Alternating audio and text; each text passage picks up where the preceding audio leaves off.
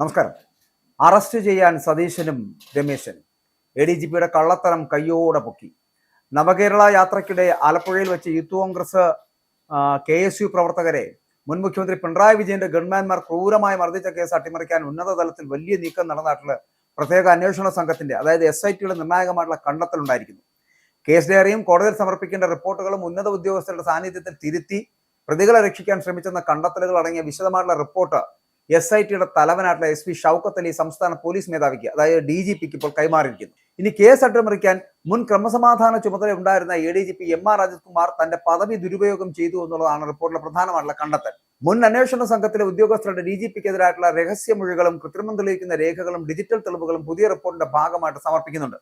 അപ്പോൾ ഇത് ADGP MR Ajith കുമാറിനെതിരെ ഗുരുതരമായിട്ടുള്ള വകുപ്പ് തല നടപടികൾക്ക് വഴിവെച്ചേക്കാം.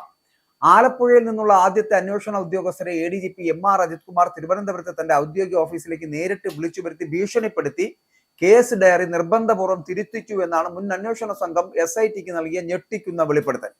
അപ്പോൾ കേസിൽ ഗൺമാൻമാർക്കെതിരെ തെളിവില്ലെന്ന് വരുത്തി തീർക്കുവാനും പ്രതികളെ പൂർണ്ണമായിട്ട് രക്ഷപ്പെടുത്താനുമായിരുന്നു ഈ തിരുത്തൽ എന്ന് പറയപ്പെടുന്നത്. അപ്പൊ ADGPയുടെ പൂർണ്ണമായ അറിവോടെയും നിർദ്ദേശപ്രകാരവും ഗ്രേഡ് SIമാരായിട്ടുള്ള ഗിരീഷും ശ്രീകാന്തും ചേർന്നാണ് രേഖകളിൽ കൃത്രിമം കാണിച്ചത് എന്ന് ഭീഷണിപ്പെടുത്തിയത് എന്നും ആദ്യ അന്വേഷണ സംഘം മൊഴി നൽകിയിട്ടുമുണ്ട്. SITയുടെ വിശദമായിട്ട് ചോദ്യം ചെയ്യൽ ഗ്രേഡ് SIമാർ തങ്ങൾ ADGPയുടെ നിർദ്ദേശപ്രകാരമാണ് രേഖകളിൽ തിരുത്തലുകൾ വരുത്തിയത് എന്ന് ഒടുവിൽ സമ്മതിക്കുകയുണ്ടായി.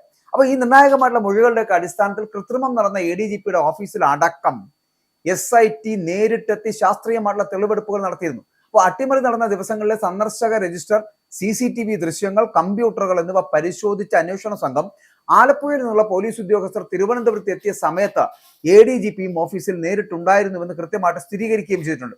അപ്പോൾ തെളിവുകൾ നശിപ്പിക്കുവാനും കേസ് അട്ടിമറിക്കുവാനും ഔദ്യോഗിക സംവിധാനങ്ങൾ ദുരുപയോഗം ചെയ്തതിന് വ്യക്തമായിട്ടുള്ള തെളിവുകൾ ലഭിച്ചതോടെയാണ് SIT റിപ്പോർട്ട് DGPക്ക് ഇപ്പോൾ കൈമാറിയത്. 2023 ഡിസംബർ മാസം 15-ന് മുൻ മുഖ്യമന്ത്രിയുടെ നവകേരള യാത്രക്കിടെ ആലപ്പുഴ ജനറൽ ആശുപത്രി ജംഗ്ഷനിൽ വെച്ചാണ് കേസിന് ആസ്പദമായിട്ടുള്ള സംഭവം ഉണ്ടാകുന്നത്.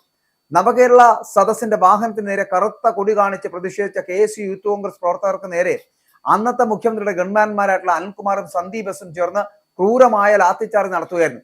നിലവിൽ ആലപ്പുഴ MLA ആയിട്ടുള്ള AD തോമസ് ഉൾപ്പെടെയുള്ള പ്രതിഷേധക്കാർക്ക് അന്ന് മർദ്ദനമേറ്റിരുന്നു. അപ്പൊ ഈ ക്രൂരമായിട്ടുള്ള മർദ്ദനത്തിന്റെ ദൃശ്യങ്ങൾ മാധ്യമങ്ങളിലൂടെ അടക്കം പുറത്തു വന്നിട്ടും പ്രതികളായ ഗൺമാൻമാരെ സംരക്ഷിക്കുവാൻ മുൻ അന്വേഷണ സംഘത്തെ ഉപയോഗിച്ച് ഉന്നതതലത്തിൽ അട്ടിമറി നടത്തുകയായിരുന്നു എന്നുള്ളതാണ് കണ്ടെത്തൽ.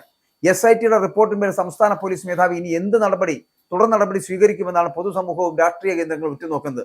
പക്ഷെ ഒരു കാര്യം ഉറപ്പാണ്, ഇതിന്മേൽ ഒരു നടപടി ഉണ്ടാകണമെന്നുണ്ടെങ്കിൽ ചിലപ്പോൾ പോലീസ് മേധാവിക്ക് എടുക്കാൻ കഴിയുമോ എന്നുള്ള കാര്യത്തിൽ അറിയില്ല. പക്ഷേ പോലീസ് മന്ത്രിക്ക് ചിലപ്പോൾ ചെയ്യാൻ കഴിഞ്ഞേക്കാം. ആ പോലീസ് മന്ത്രി എന്തായിരിക്കും ചെയ്യാൻ പോകുന്നത്?